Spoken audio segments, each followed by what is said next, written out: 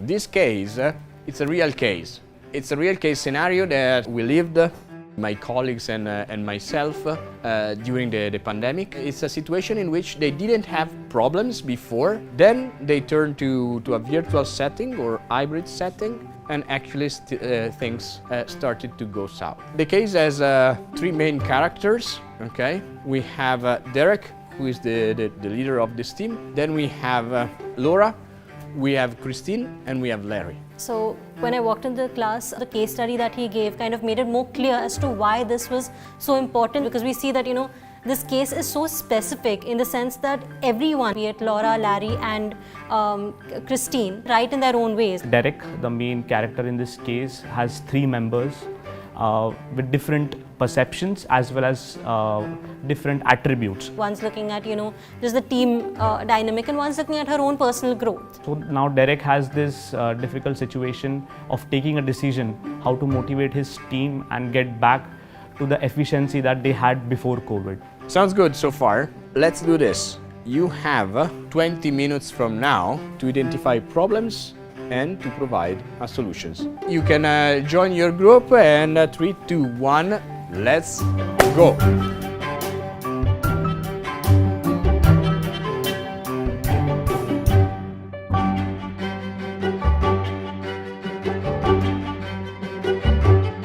Okay, let's get started. So first, problems. Who wanna start? Okay, Diksha. It's very easy as well as relatable when you have case study approach that we have across all the subjects that we study here. We take that approach of the person who is actually facing the problem and see all the perspectives from all the angles. Communication gaps within the team. Okay, communication gap between within the team. Yes. Abraham.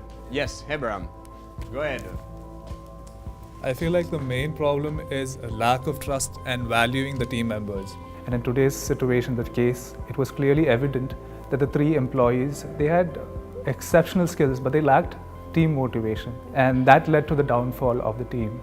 Let's put together different perceptions with different expectations, a lack of communication within the team. We have different expectations, and we are not communicating these expectations or perceptions that we have. What happens? First I heard about this session, the first thing that clicked in my mind was that this is going to be a human resource class. The more I dwelled into it, the more sessions I attended with the professor, I realized that this is something that we all need working in a corporate environment. When you're working in a setup, you're working in a team. Either you have to learn team building, you have to learn how to collaborate with your peers. While we are discussing case studies, we usually work in teams.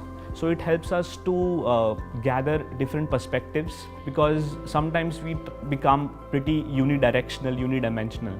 But working in a team adds that value of multi-dimension and teaches us how to value perspectives, because that's what we face in our corporate lives, our working culture. So we have interpersonal conflict here. Agree, okay? Why? Because they start thinking and blaming each other. They are not thinking about the object itself, okay? They start thinking about who is guilty in this kind of situation. Laura feels that she puts all the effort in the activities. On the other side, you have Larry, who says, you know what, but I'm delivering my results. Well, what's the problem here? Same thing for Christine. Okay, she disappears, but she's there, she delivers. And Derek knows that. Derek faces a difficult one because he has to cater to three different types of people, and it's not always one size fits all solution. So Derek has to take into consideration everyone's suggestions, plus he needs to convey the problems he will face when he curates a solution. Here, what we are doing is challenging the traditional way of interpreting belonging. But just a very quick question. Do we have to take in considerations their personal priorities or not? Why? Yes, in 2 seconds you change your mind. Why yes and why no? So how do you deal with someone who's all three of them who are right, but yet make sure that they work well as a team. I believe it is important to kind of take into account their priorities, because we need to know what drives each individual. Only if you know what drives a person, you know how to motivate them, and each team member is different. Do you remember what we were mentioning few classes back? We have a performance that is motivation multiplied skills. Here they have the skills, they have still the performance, but the motivation is dropping, so it's becoming dangerous, this situation, okay? Agree completely. The takeaway for me was the formula which the professor said, which was performance or output is equal to skill and motivation. And most of the time people overestimate skill and they completely ignore motivation. So we were talking about lack of motivation and about how each individual might have different motivational drivers. So how difficult will it be to put in place an uniform structure? Okay, this is something that is particularly difficult, okay?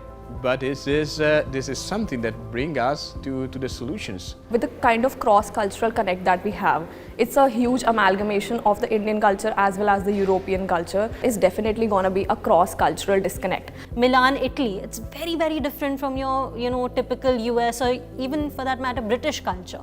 Right? So it's very important for us to know how to deal with each individual culture differently, because in certain cultures the way you speak is also very important. A session like this definitely kind of brings into light these kind of questions that you should be asking yourself while dealing with any and every situation, regardless whether it is within India or outside. Great. Okay. Now, you think it's over. It's not. There we go. Let's start. So I think in solutions, Derek needs to be a little more assertive, and they need to have at least one particular time so that all of them are on the same page. We depicted some solutions here and potential actions, okay?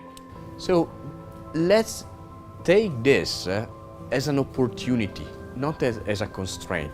Think about what we can do, okay, starting from this perspective or the hybrid perspective that can satisfy both our need, the organizational need, the group need, okay? Try to think about this. It's plenty of opportunity. Now, the real challenge is to blend the two worlds, okay? This is the challenge that we have. And we have to start from both the organization and the individual. Blend it together. Otherwise, there is no way we maintain the organizational goal up to par. On the other way, we have problems in retaining good people and talents. Because talents, if you do not provide your ability, okay, to fulfill somehow also their priorities, they will go, okay? It will not be a silent quitting or a quiet quitting. It will great resignation. Okay? Great. Done.